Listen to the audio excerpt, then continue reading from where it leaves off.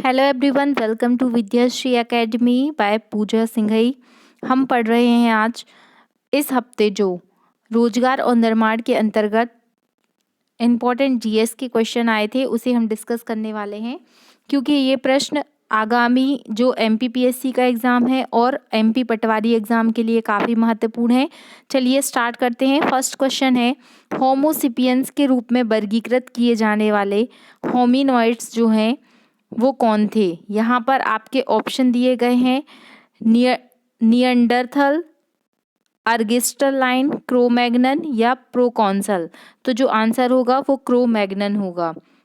यहाँ पर आपसे पूछा जा सकता है कि होमोसिपियंस कौन है, मतलब किसका साइंटिफिक नेम है, तो ये ह्यूमन का ही साइंटिफिक नेम है, होमोसिपियंस।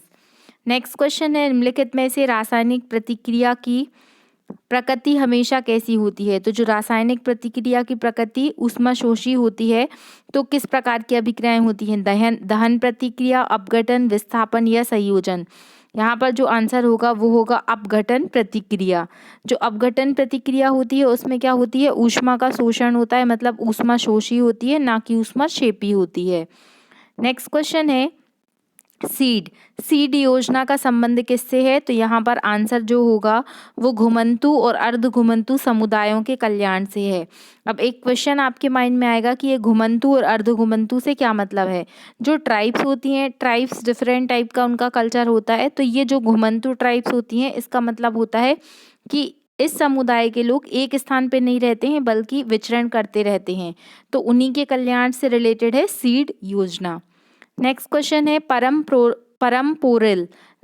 पोरिल नामक अत्याधुनिक सुपर कंप्यूटर की स्थापना कहाँ की गई। तो जो परम पोरिल सुपर कंप्यूटर है इसकी स्थापना एनआईटी तिरुचिरापल्ली में की गई थी। आपको कमेंट बॉक्स में लिखकर बताना है कि भारत में निर्मित जो प्रथम सुपर कंप्यूटर था वो कौन सा था। यहाँ पे आपसे कुछ क्वेश्चन और पूछे जा सकते हैं अभी जो करंट अफेयर से रिलेटेड हैं।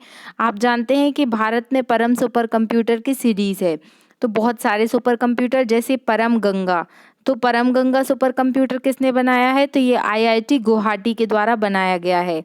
और क्या पूछा जा सकता है, आपसे पूछा जा सकता है कि परम शक्ति सुपर कंप्यूटर किसके द्वारा बना है।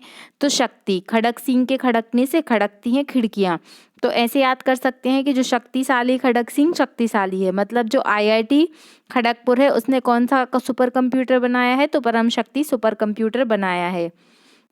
आपसे पूछ सकते हैं कि परम अनंत सुपर कंप्यूटर किसने बनाया है। तो जो गांधी जी थे वो कैसे थे, अनंत गुणों के धनी थे, तो परम अनंत सुपर कंप्यूटर आईआईटी गांधीनगर के द्वारा बनाया गया है। इस तरीके से आप थोड़ा रिलेट करके पढ़ेंगे तो आपको कभी भी नहीं भूलेंगे और याद रहेगा। नेक्स्ट क्वेश्चन है कि नायलॉन का धागा किसका बना होता है।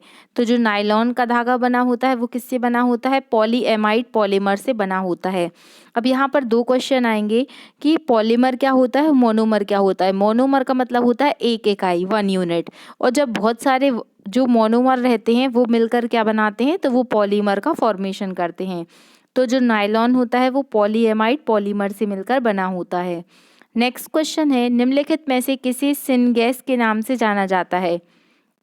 तो जो कार्बन मोनोऑक्साइड है और हाइड्रोजन गैस है, इन दोनों को मिलके क्या कहा जाता है, सिनगैस कहा जाता है। आपसे साइंस में पूछा जा सकता है कि मार्स गैस के नाम से किसे जाना जाता है। तो याद रखिएगा, मार्स गैस के नाम से CH4 को जाना जाता है। जो मीथेन होती है उसे ही मार्स गैस के नाम से जाना जाता है।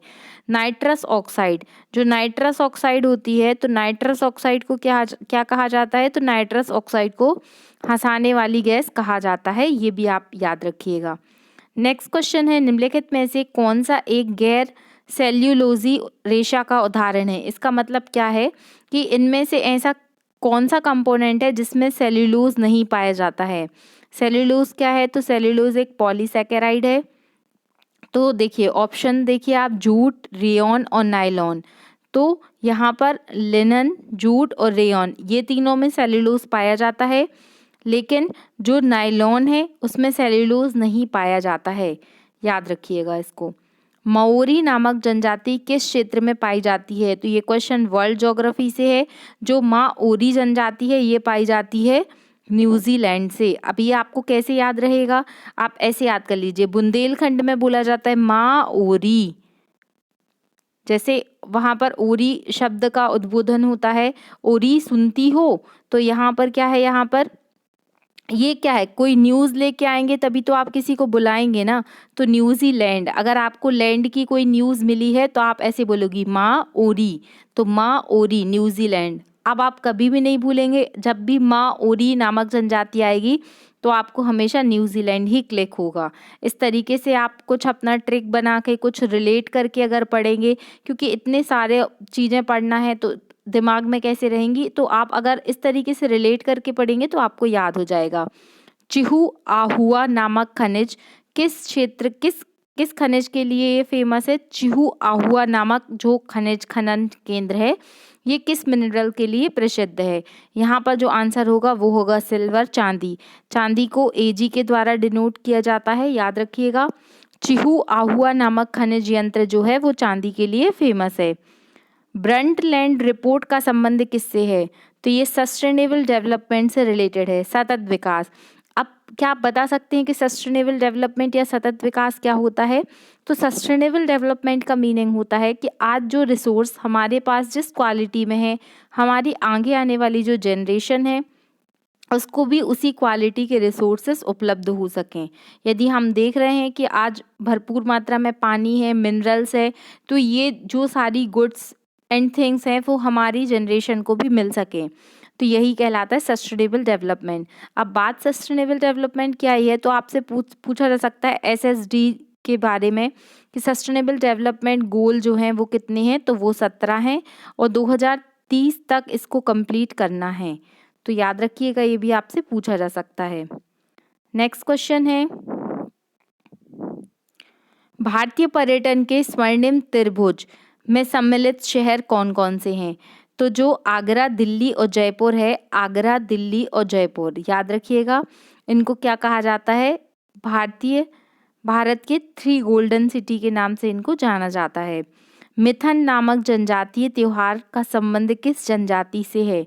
तो मिथन क्या है? मिथन एक जनजातीय त्योहार है जो नागा जनजाति से रिलेटेड है, याद रखिएगा। जो मिथन नामक जनजातीय त्योहार है वो नागा जनजाति से रिलेटेड है। जनजातीय सलाहकार परिषद का गठन संविधान की किस अनुसूची के तहत किया गया है? तो जनजातीय सलाहकार जो परिषद है उसका गठन संविधान की 5वीं अनुसूची के अंतर्गत किया गया है। अगर आप करंट अफेयर फॉलो करते हैं तो अभी आपने देखा होगा लद्दाख में जो वहाँ के एक काफ़ी प्रसिद्ध व्यक्तित्व हैं सोनम वांगचुक, उनको एक तरीके से अरेस्ट किया गया है। क्यों किया गया है? क्योंकि वो अनुसूची 5 अनुसूची 6 के तहत लद्दाख को जो है वो स्पेशल स्टेटस देने की मांग कर रहे हैं। तो जनजातीय सलाहकार परिषद के द्वारा जो अनुसूची आती है वो कौन से नंबर की अनुसूची है? अनुसूची नंबर 5। आपको कमेंट बॉक्स में लिखकर बताना है कि भारत के संविधान में कितनी अनुसूची हैं वर्तमान में, और जब ओरिजिनल कॉन्स्टिट्यूशन का गठन हुआ था तो उसमें जब अमेंडमेंट नहीं हुआ था तो कितनी अनुसूचियां संविधान में थीं। भारत की संकटग्रस्त जनजाति लेप्चा किस राज्य में पाई जाती है?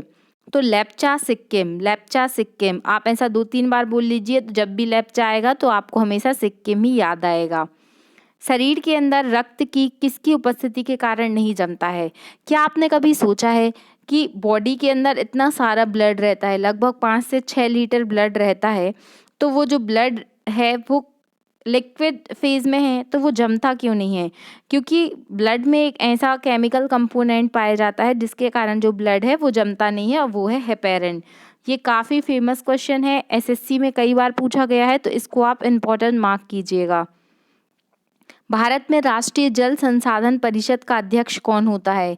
ये प्रश्न भी काफ़ी अच्छा है। जो जल संसाधन परिषद है उसके अध्यक्ष माननीय पदेन प्रधानमंत्री जो भी होंगे वही होंगे। और यहाँ से आपसे पूछा जा सकता है कि किस आर्टिकल में जो है वो जो इंटर स्टेट डिस्प्यूट होता है जल को लेकर, किस आर्टिकल में मेंशन किया गया है, ये आपको कमेंट बॉक्स में लिखकर बताना है। निम्नलिखित में से कौन सा सुमेलित नहीं है? सबसे पहले तो जब भी इस टाइप का क्वेश्चन पूछा जाएगा तो आपको नहीं पर क्या कर लेना है? टिक कर लेना है, ताकि आपको आंसर करने में कोई भी कंफ्यूजन ना हो। यहाँ पर ऑप्शन दिए गए हैं, स्टेनली जलाशय तमिलनाडु में है, कोयना जलाशय महाराष्ट्र में है, जलापुट जलाशय उड़ीसा में है और भद्रा जलाशय आंध्र प्रदेश में है। यहाँ पर जो आंसर होगा वो होगा भद्रा जलाशय, आंध्र प्रदेश में नहीं है। ये किस स्टेट में है? अगर आपको पता है तो आप कमेंट बॉक्स में लिखकर बताइएगा। नाप्ता झाकरी परियोजना किस नदी पर स्थित है? तो नाप्ता झाकरी परियोजना किस नदी पर स्थित है? ये सतलज नदी पर स्थित है। याद रखिएगा, नाथपा झाकरी परियोजना कहाँ पर है? सतलज नदी पर स्थित है। अब जो नाथ होते हैं, अब ये कैसे याद रहेगा आपको? तो जो नाथ होते हैं मतलब भगवान होते हैं, उनको हम कैसा प्रणाम करते हैं? शत शत प्रणाम करते हैं। तो अब हमेशा याद रहेगा आपको कि नाकता झाकरी और नाथ मतलब ईश्वर के तो हम दर्शन करने जाते हैं, उनको हम झांकने जाते हैं। तो नापथा झाकरी परियोजना किस नदी पर है? सतलज नदी पर है। भारत में किस प्रकार के वनों का क्षेत्रफल सर्वाधिक है? उष्णकटिबंधीय शुष्क पर्णपाती वन, उष्णकटिबंधीय आर्द्र पर्णपाती वन, मरुस्थल वन या सदाबहार वन? तो देखिए, सदाबहार वन तो भारत में अधिक मिलते नहीं है, केवल जो आपको मैंग्रोव सुंदरबन डेल्टा वाला रीजन है वहां पर मिलेगा। मरुस्थल, तो मरुस्थल भी इतना अधिक नहीं है, ये आपको राजस्थान वाले क्षेत्र में मिलेगा। उष्णकटिबंधीय आर्द्र पर्णपाती वन है, ये भी कम मात्रा में पाए जाते हैं अपेक्षाकृत उष्णकटिबंधीय शुष्क पर्णपाती वन में। तो यहाँ पर आंसर ए है, वही होगा आंसर। भारत में प्रवेश करने वाली शीतोष्ण कटिबंधीय चक्रवातों की उत्पत्ति कहाँ से होती है? तो यहाँ पर ऑप्शन दिए गए हैं अरब सागर, भूमध्य सागर, हिंद महासागर या इनमें से कोई नहीं। पहले आप अपना ऑप्शन आंसर जो है वो सोच लीजिए, फिर आप देखिए कि सही आंसर क्या है। आई होप आपने अपना आंसर सोच लिया होगा। जो सही आंसर होगा वो होगा भूमध्य सागर। जो भूमध्य सागर है वहाँ पर क्या है? शीतोष्ण कटिबंधीय चक्रवात पाए जाते हैं। जो चक्रवात होते हैं वो क्यों आते हैं? तो चक्रवात लो प्रेशर के कारण आते हैं, और चक्रवातों को अलग अलग देशों में अलग अलग नाम से जाना जाता है, जैसे कहीं साइक्लोन, कहीं टाइफून, इस तरीके से इनके अलग अलग नाम होते हैं। नेक्स्ट क्वेश्चन है, किस संविधान संशोधन के तहत मेघालय को असम से अलग करके एक स्वायत्त राज्य बनाया गया? स्वायत्त राज्य का मतलब क्या होता है? कि ऑटोनोमस स्टेट बनाया गया। तो ये था 22वां संविधान संशोधन। 22वें कॉन्स्टिट्यूशनल अमेंडमेंट के द्वारा क्या किया गया था कि मेघालय को असम से अलग करके एक अलग से राज्य बनाया गया था। केंद्र एवं राज्यों के मध्य होने वाले विवादों के निर्णय करने की भारत की सुप्रीम कोर्ट की शक्ति किसके अंतर्गत आती है? तो जो भी केंद्र और राज्य के मध्य में जो भी डिस्प्यूट होते हैं, तो सुप्रीम कोर्ट के अंतर्गत ऐसी कौन सी शक्ति है जो इसके अंतर्गत आएगी? तो यहाँ पर जो सही आंसर होगा वो होगा मूल अधिकारिता की शक्ति। ऑप्शन जो सी है वो सही होगा यहाँ पर। और यहाँ पर आपसे एक क्वेश्चन और पूछा जा सकता है रिट से संबंधित, कि सुप्रीम कोर्ट और हाई कोर्ट की जो रिट का आर्टिकल है वो कौन सा है? तो जो सुप्रीम कोर्ट की रिट है वो आर्टिकल 32 में मेंशन है, और जो हाई कोर्ट की रिट की शक्तियाँ हैं वो आर्टिकल नंबर 226 के अंतर्गत आती हैं। एक क्वेश्चन और आपसे पूछा जा सकता है कि सुप्रीम कोर्ट और हाई कोर्ट की जो रिट होती हैं उसमें जो अधिक शक्ति होती है वो किसके पास होती है? सुप्रीम कोर्ट के पास या हाई कोर्ट के पास इन टर्म ऑफ रिट? तो ये आपको बताना है कमेंट बॉक्स में लिखकर। आप इसका एक्सप्लेनेशन भी दे सकते हैं कि ऐसा क्यों है, क्योंकि इंटरव्यू में भी कई बार ये क्वेश्चन पूछा गया है और मेंस में भी ये क्वेश्चन आपसे पूछा जा सकता है। तो कॉन्सेप्चुअली क्लियरिटी होना ज़रूरी है। आप बताइएगा, अगर आपको नहीं पता है तो फिर मैं आपको इसको एक्सप्लेन कर दूंगी। भारतीय शासन अधिनियम 1935 के द्वारा स्थापित संघ में अवशिष्ट शक्तियां किसे प्रदान की गई थीं? ये 1935 का पूछा गया है। याद रखिएगा कि अवशिष्ट शक्तियां किसे प्रदान की गई थी? तो ये गवर्नर जनरल को प्रदान की गई थी। ये मोस्ट इंपॉर्टेंट प्रश्न है, काफ़ी एग्जामों में ये प्रश्न पूछा गया है। निम्नलिखित में से कौन वित्त आयोग की प्रत्येक अनुशंसा को संसद में रखने के लिए बाध्य कर सकता है? भारत का राष्ट्रपति, यहाँ पर आंसर होगा जो भारत के राष्ट्रपति होते हैं उनके पास ये पावर होती है। बजट शब्द का उल्लेख कहाँ पर किया गया है? मोस्ट इंपॉर्टेंट क्वेश्चन है, ये कई बार पूछा गया है एग्जाम में।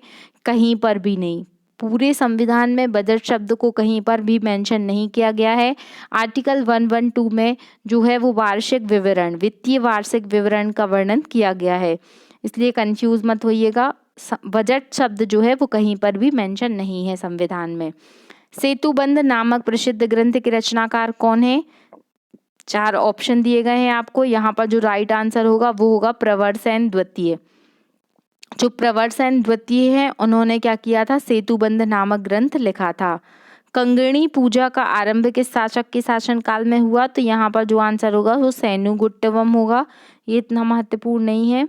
मौर्यकालीन अधिकारी रूपदर्शक किस विभाग से रिलेटेड थे, तो रूपदर्शक जो थे वो मुद्रा परीक्षण से रिलेटेड थे।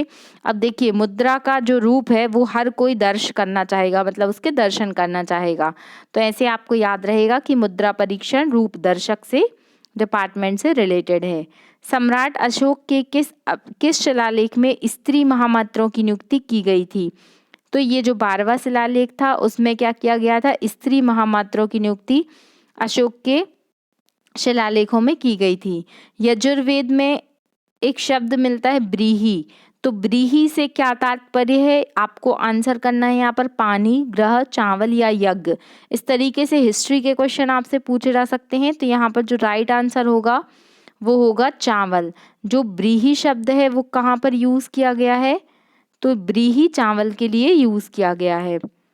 फिर नाटो, आपने देखा होगा अभी जो यूक्रेन रशिया का वॉर चल रहा है उसमें नाटो का कितना अधिक महत्व है, तो नाटो नामक संगठन की स्थापना, ये प्रश्न मुझे लग रहा है आपके एग्जाम में ज़रूर आ सकता है क्योंकि नाटो बहुत अधिक चर्चा में रहा है।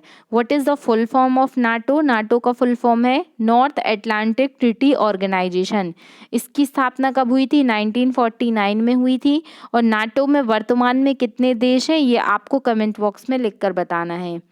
ओलंपिक खेलों में महिला खिलाड़ियों की भागीदारी किस वर्ष से प्रारंभ हुई, तो महिला खिलाड़ियों ने सन 1900 से ओलंपिक में भाग लिया था और सबसे पहले जो ओलंपिक हुए थे वो पेरिस में हुए थे जब महिला खिलाड़ियों ने भाग लिया था।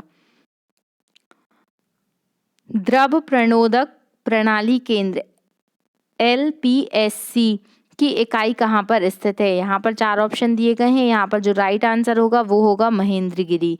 महेंद्रगिरी में जो लिक्विड प्रोपल्सन टेक्निक वाला केंद्र बना है वो बना है कहाँ पर, महेंद्रगिरी में। FSH, what is the full form of FSH, तो ये होता है फॉलिकल स्टिमुलेटिंग हार्मोन। तो जो फॉलिकल स्टिमुलेटिंग नामक हार्मोन का स्रावण है, मतलब जो सिक्रेशन है, वो किस एंडोक्राइन ग्लैंड के द्वारा होता है, तो यहाँ पर जो आंसर होगा वो होगा पिट्यूटरी ग्लैंड। पिट्यूटरी ग्लैंड के द्वारा जो FSH हार्मोन है, फॉलिकल स्टिमुलेटिंग हार्मोन का सिक्रेशन होता है। अब बात यहाँ पर हार्मोन की आई है तो आपसे कुछ क्वेश्चन पूछे जा सकते हैं। जैसे आपसे पूछा जा सकता है कि जो मास्टर ग्लैंड हुए उसे मास्टर ग्लैंड किसे कहा जाता है, तो जो पीयूष ग्रंथि होती है उसे मास्टर ग्लैंड कहा जाता है। या आपसे पूछा जा सकता है कि मास्टर ऑफ मास्टर ग्लैंड किसे कहा जाता है, तो जो हाइपोथैलेमस होता है, हाइपोथैलेमस को मास्टर ऑफ मास्टर ग्लैंड के नाम से जाना जाता है। पार्किंसन नामक रोग निम्नलिखित में से कौन सा हार्मोन, मतलब पार्किंसन नामक रोग में कौन सा हार्मोन उत्तरदायी होता है, तो पार्किंसन नामक रोग में जो डोपामिन हार्मोन होता है वो क्या होता है, उत्तरदायी होता है। जब भी आप बहुत अधिक खुश होते हैं तो खुशी में कौन सा हार्मोन रिलीज होता है, वो ये डोपामिन हार्मोन ही होता है जो आपकी खुशी को बढ़ाता है।